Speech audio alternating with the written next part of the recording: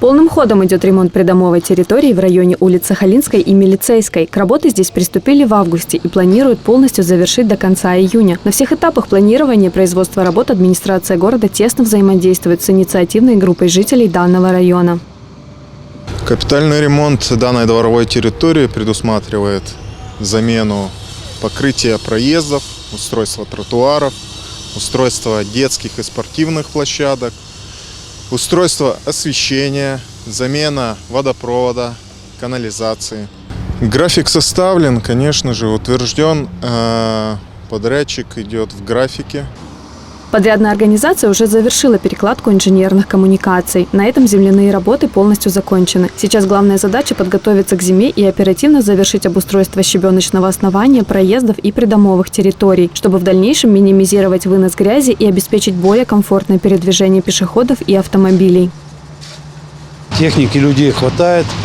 Единицы, 2 экскаватора у нас, 2 погрузчика, бетономешалки, самосвалы, 5 самосвалов. Ну и количество людей 15 человек. Все ресурсы, поэтому у нас проблем в ресурсах нет.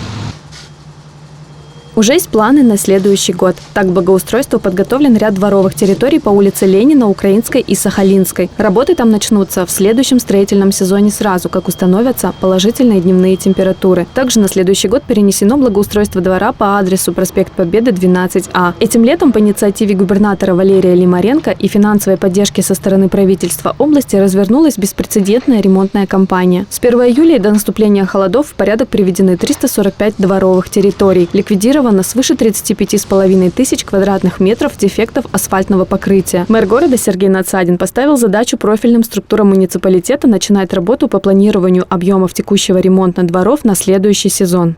Ольга Пупышева, Эрнст Гильц, Новости 65.